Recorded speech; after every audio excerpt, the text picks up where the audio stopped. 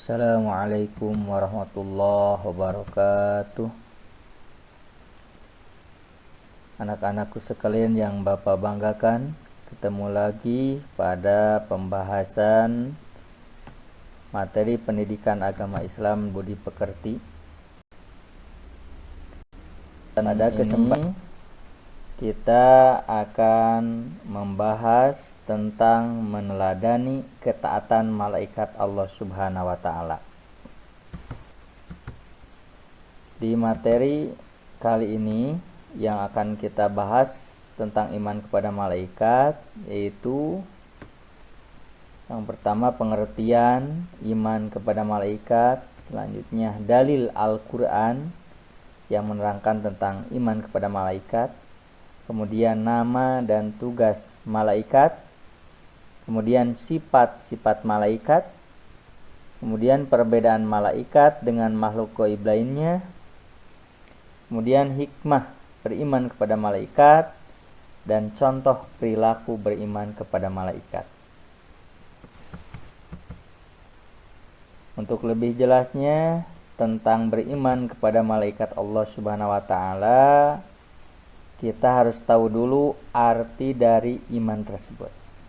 Iman secara bahasa artinya percaya atau yakin.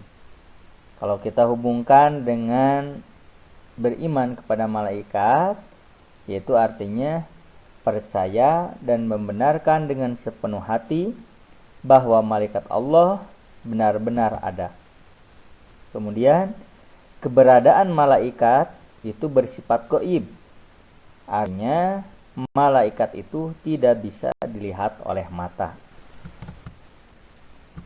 Kemudian dalil yang menerangkan tentang beriman kepada malaikat yaitu terdapat dalam surat Al-Baqarah ayat 285. Bagaimana berikut? A'udzu billahi minasy syaithanir rajim. Bismillahirrahmanirrahim.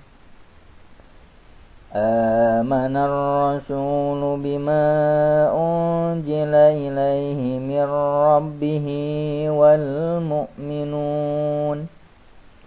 Kullun amana billahi wa malaikatihi wa kutubihi wa rusulihi la nufarriqu baina ahadin mir rusulihi wa qalu sami'na wa ata'na ghufranaka rabbana wa ilaikal masir.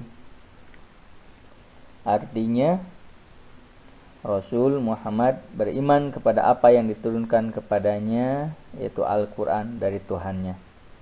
Demikian pula orang-orang yang beriman.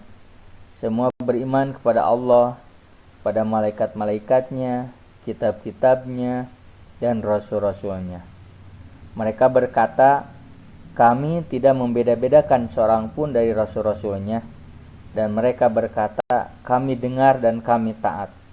Ampunilah kami ya Tuhan kami, dan kepadamu tempat kami kembali. Selanjutnya tentang nama dan tugas malaikat. Anak-anak pasti sudah pada tahu jumlah malaikat yang wajib diketahui, yaitu ada 10 ya. Yang pertama itu malaikat Jibril, tugasnya penyampaikan wahyu. Kedua, malaikat Mikail, tugasnya pembagi rezeki. Ketiga, malaikat Israfil, tugasnya peniup trompet nanti pas hari kiamat. Keempat, malaikat Israil, tugasnya pencabut nyawa.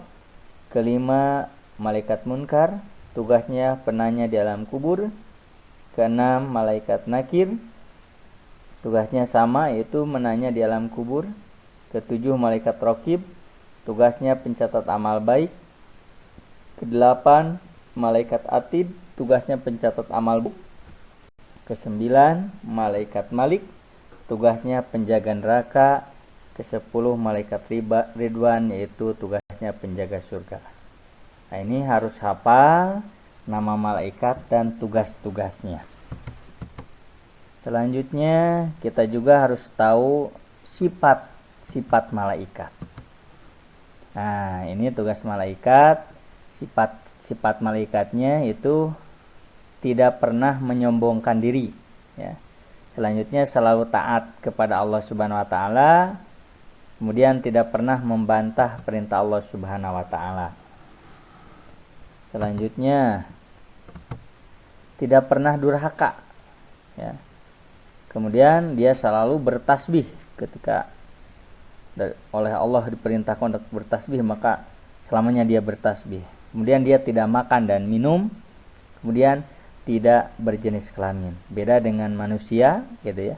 Ada kelamin laki-laki dan perempuan. Kalau malaikat itu tidak berjenis kelamin. Selanjutnya kita akan mengetahui perbedaan malaikat dengan makhluk gaib lainnya.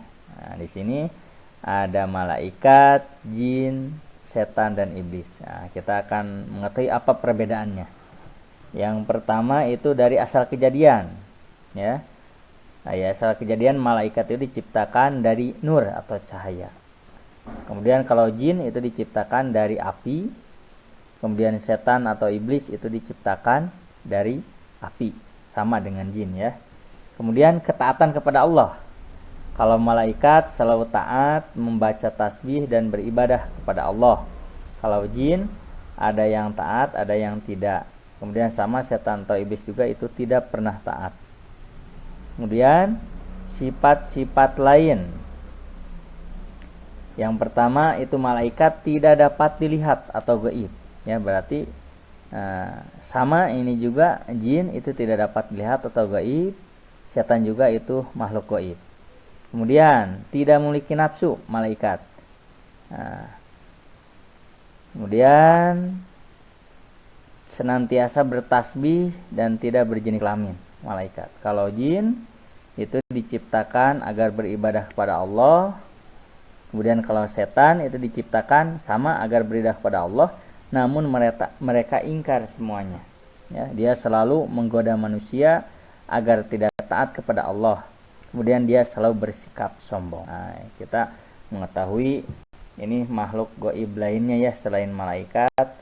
Nah, kemudian materi selanjutnya, hikmah beriman kepada malaikat. Nah, apa sih hikmahnya kita beriman kepada malaikat Allah? Pasti ada hikmah di balik, ya, kita diperintahkan beriman kepada malaikat. Yang pertama yaitu meningkatkan keimanan manusia kepada Allah Subhanahu wa taala. Dengan kita beriman kepada malaikat, maka keimanan kita akan meningkat. Selanjutnya, yang kedua yaitu membentuk jiwa seorang muslim yang benar-benar bertakwa kepada Allah Subhanahu wa taala. Kemudian yang ketiga itu mendorong manusia untuk senantiasa bertindak hati-hati. Ketika kita beriman kepada malaikat, maka setiap langkah kita yang kita lakukan, maka kita akan selalu berhati-hati.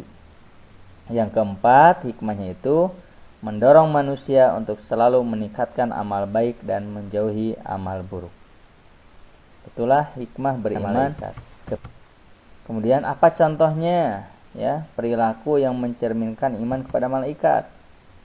Nah, yang pertama itu perilakunya tetap menjadi pribadi yang rendah hati, tidak menyombongkan diri, ya.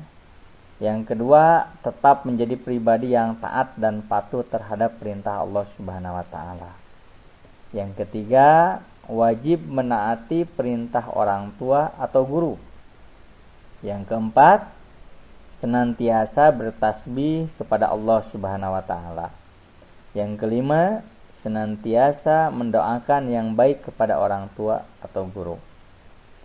Yang keenam, selalu mengajak beramal kebaikan dan menjauhi amal yang jelek. Nah, mudah-mudahan kita semua dengan mempelajari iman kepada malaikat, kita bisa mencontoh perilaku-perilaku yang tercermin iman kepada malaikat. Mungkin itu yang dapat Bapak sampaikan, mudah-mudahan bermanfaat untuk kita semua. Amin ya Allah ya Rabbal Alamin.